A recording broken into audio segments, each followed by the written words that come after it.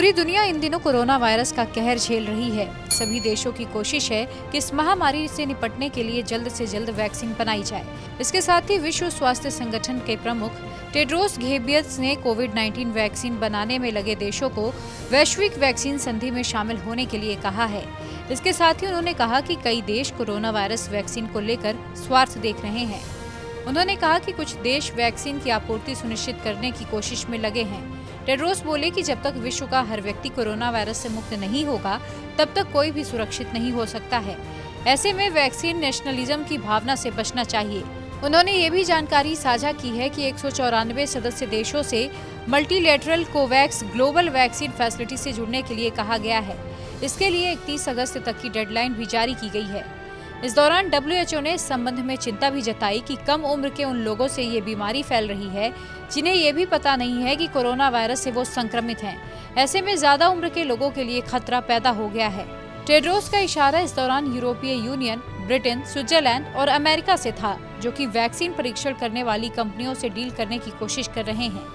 रूस और चीन भी वैक्सीन पर काम कर रहे हैं।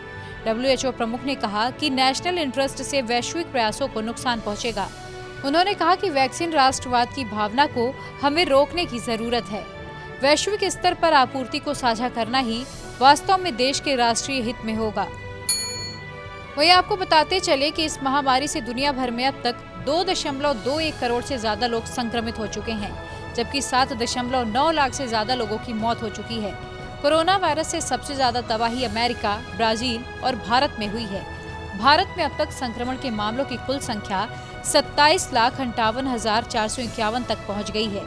इसके अलावा 53,000 के करीब लोग इस महामारी से अपनी जान गंवा चुके हैं।